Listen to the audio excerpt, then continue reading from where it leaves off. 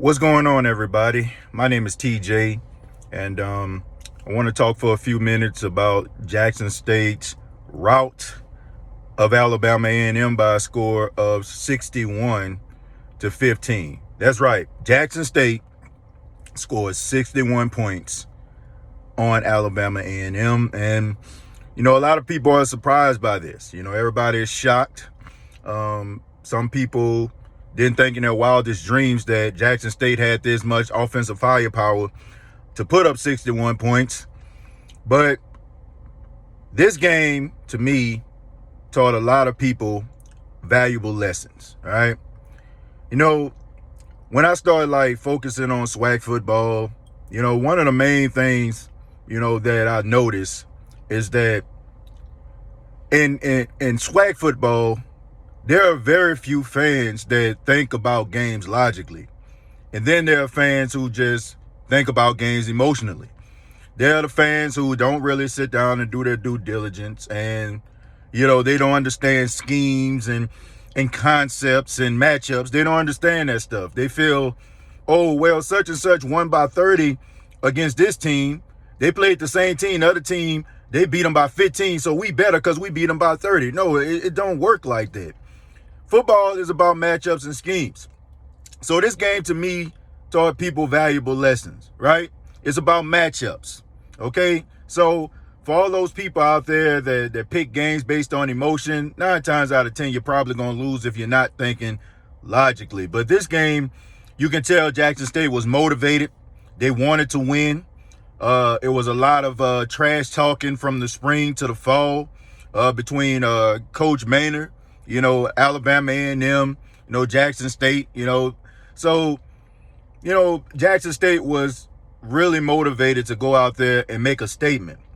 And they embarrassed Alabama A&M. I mean, there's no ifs, ands, or maybes about it. They embarrassed them. And, somebody going to come on here and say, oh, man, you went to Jackson State and you ain't being, you ain't being logical. You just being fair weather. I mean, you just being a fan of Jackson State University. Man, bump all that. Jackson State embarrassed Alabama A&M point blank, period. Ifs, ands, or buts about it. They put their best offensive performance and defensive performance in that game. All right. I mean, you had a couple little, garbage time touchdowns, and some yards by Alabama A&M once, Jackson State started playing a little bit of prevent. But all in all, I mean, the physicality, the way they tackled. I mean, Alabama A&M really couldn't do anything. The offensive line of Alabama A&M got ran over. I mean, they got manhandled. The tackling, the hits of Jackson State University, they wanted those receivers to know that they were in the vicinity. It just wasn't a game at all, man. And, this put a lot of people, out there that was talking about Alabama A&M. It shut a lot of people up, man.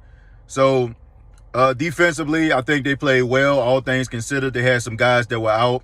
Jackson State, Shedeur Sanders made some really good decisions with the football. And I like the fact that they allowed Santee Marshall to run in this game. I like that. I like the fact that they allowed him to rush the ball. To me, I feel like he's the best running back that Jackson State has. He's a really special guy when it comes to, seeing a hole, also making people miss. I think that he is the best guy out there. You know what I'm saying? I think he's the best guy to do the job. Newman, the scat receiver. I mean, what can you say about this dude? I mean, the dude is extremely special, and he's a valuable asset to the team. The wide receivers, they were really running crisp routes. And, once again, Shedeur Sanders was making really good decisions with the football. Aquil Glass didn't have time to throw, okay? I mean, as soon as he looked to the left, he was getting hit from the right. As soon as he looked to the right, he was getting hit from the left. I mean, they had 10 sacks in this game. So, very embarrassing stuff. Alabama A&M is on a 2-game losing streak as of right now. A lot of people picked them to win the SWAC because of their offensive firepower. But they're going to have to go back and try to go back to the drawing board to try to figure things out. All in all, right now, I have to say Jackson State, as a team, probably the best team in the SWAC. All things considered, that they shut down one of the most high potent offenses the SWAC has to offer. So, I mean, you have to give them the notch right here.